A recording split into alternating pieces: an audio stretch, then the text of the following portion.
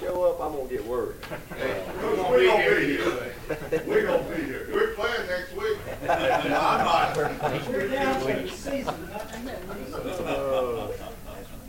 All right, welcome to our press conference for the Clemson Wake Forest game. It is a 2 o'clock game in Winston-Salem. Yesterday it was announced the South Carolina game will be a 6-day window, so we'll find out on Sunday sometime, and I'll send it out an email when we know what time that game is. I want to thank Herb Tyler from Chick-fil-A in Seneca and Clemson for providing our lunch today. I'll turn it over to Coach. All right, good to get back to work and get with the team yesterday. And just kind of move on to Wake Forest. Good practice last night, good energy. Went inside and thought we got good work done. But, really proud of our team. That's the first thing I'd like to say. Proud of our team for how they respond. These guys are amazing. They got the right stuff, and that's a great thing to have, a great quality to have. In life, not just in football, but in life too, to be able to, get knocked down 7 times and stand up 8, and play, fight one more round. That mentality, these guys are just have been amazing to watch on how they've continued to be a team and be close and support each other. And that was as hurt a locker room as I've ever been around Saturday night. You get beat by a 55-yarder at the buzzer. When you lay it all on the line and you lay it all on the line, you put everything you got into something, and you don't have the success. It's a tough pill to swallow, and especially when you're young. And to see those guys, come back in here at 6:30 yesterday morning, and then come back yesterday afternoon at 4, and then to practice like we did last night with the kind of energy we had, and it's just a joy to be around a group of guys like we got. So I'm proud of them for the choices that they make as far as their attitudes and their will to just keep working. And that's a great thing. It's been a tough season for Wake Forest. They've have struggled this year in the win-loss column, but they're very well coached and they play hard. They're a young team. On both sides of the ball. They don't start a lot of seniors at all, similar to us. And it will be their senior day, so that'll certainly be a big day for them up there. So we'll have to go and play well. It's our last opportunity to win one on the road. So we're going to have to play a good football game. They've played very tough at home, and regardless of who their opponent has been. And I don't see it being any different when we go up there this week. But offensively, they're tough to prepare for simply because they have so many different personnel groups. If you just study their games, one game they're a lot of 10 personnel, another game they're a lot of 11 personnel, another game they're a lot of 20 personnel, then it's 22 personnel, then it's 21 personnel. So, if you're a defensive coach trying to prepare for that, how do you figure it out? Because they're kind of a package of the week. They don't really have something that I would say that they just live and die with every single week. And so that makes it difficult from a preparation standpoint on, okay, well, how are they going to try to attack us? So you have to prepare for a lot of things that you've seen on tape. So they do a good job with mixing their schemes up. They're playing 2 quarterbacks. The freshman is playing the most as of late, and they got good skill. Number 2 and number 3 can really run. They're fast. They played against us last year. 8's more their big possession guy. And Josh Adams is back. He's been up there seems like forever playing running back. But the little freshman, 25, is really having a good year for him. He's got a good average and good solid player. But the other thing that creates a little bit of an issue is they've mixed in quite a bit of option this year, with their different packages, really regardless of what they've been in. 4 wides, run option, 2 backs, 1 tight end, they run option. So having to prepare for that is another element that you got to deal with this week. And But for us defensively, it's still about winning at the line of scrimmage. And I mean, our guys have just really been playing dominant football up front, and that's what it still comes down to every week. And stopping the run. And this week, though, it's important every week, but maybe more so this week in doing a great job with our eyes, because we're going to have to do a great job with recognizing, formations and getting our alignments proper, and just making sure that we understand what they're trying to do and how they're trying to attack us. So alignments and assignments are going to be critical versus these guys. Defensively, they're starting 10 freshmen and 5 sophomores in their 2 deep. 10 freshmen, 5 sophomores are in their 2 deep. So that's where they have a ton of their youth is on the defensive side. They've kind of changed philosophies on us. Before their open date, they were a lot of 4-man front. And after the open date, they've pretty much gone to, wholesale change of odd front. So that's something that's a little different. You got to prepare for a little bit of both. And they're not very big, very young up front, not very big. They're little nose guard 50s. I bet he's 5'10", 235 is what they list him at. But I don't know if he's that big. But he is quick and disruptive. They don't ever stay still, so this creates problems for you. They constantly move, and it's flat movement. It's not really penetrating type movement. So we got to do a great job of collecting them. And this is a ball game where your back's got to have great vision, because there's going to be some cuts, that they're going to have to make with their eyes. So the defensive guys.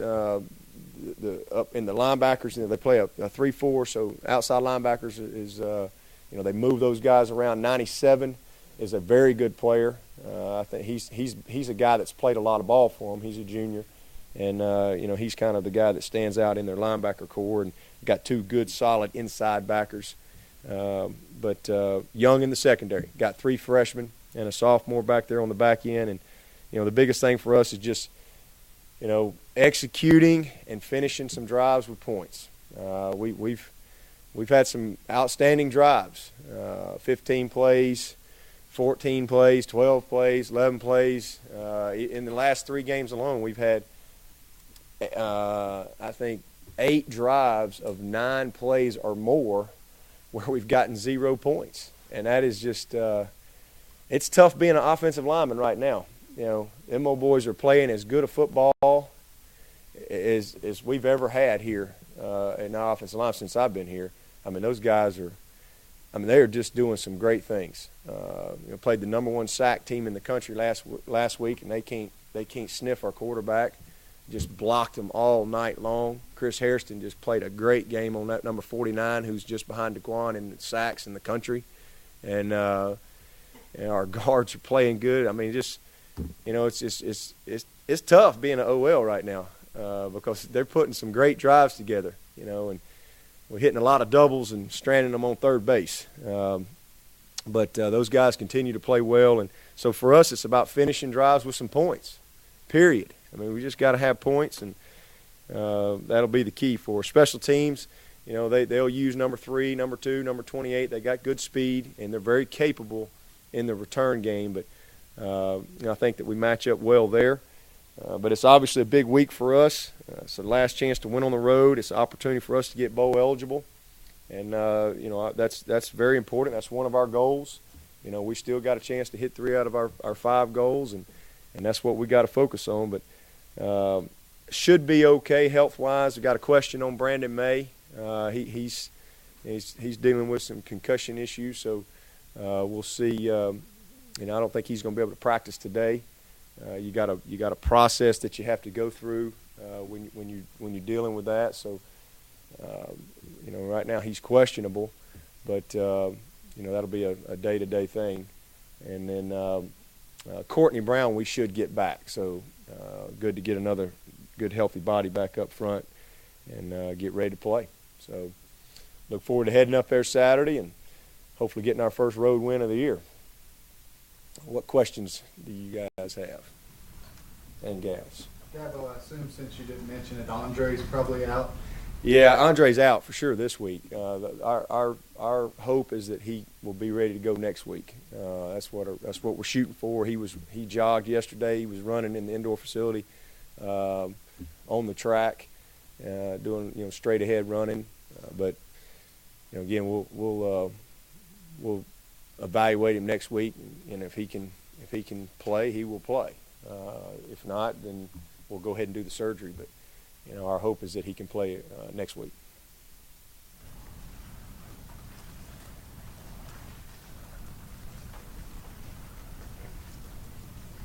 You talked about how you're still looking for your first road win. Do you feel like there's been a different mentality on the road that's caused you not to have success, or is it just a matter of playing some tough teams?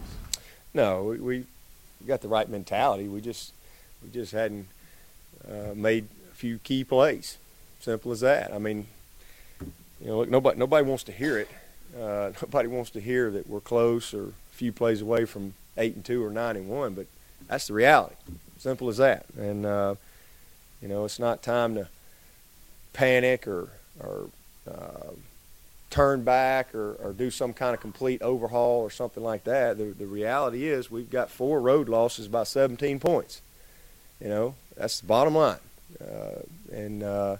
We lose in overtime to the number 1 team in the country by a field goal.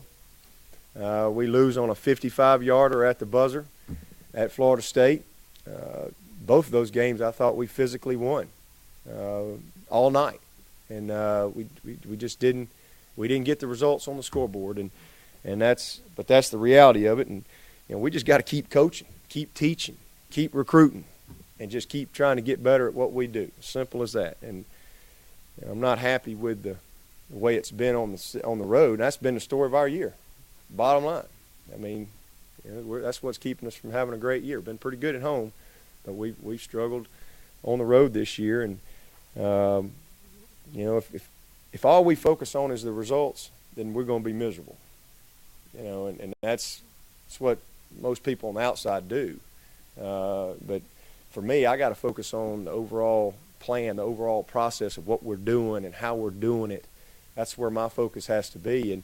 And from that standpoint, I just know we're doing the right things. And I know also that if we keep doing the right things the right way long enough, good things are going to happen. And that's what we got to keep doing. So not anything other than one more play won't take care of, or one more kick. It's really that simple. These guys have come to play, and they have laid it on the line, and they have played extremely hard. But it's, for whatever reason, we've had some tough things that we've had to deal with on the road, and but the team's playing hard, and that's the good thing. Defense is playing championship caliber, and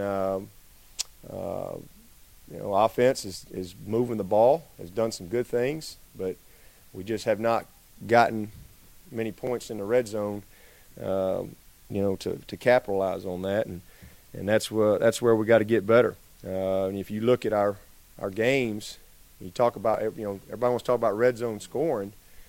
Red zone scoring is a combination of touchdowns and field goals.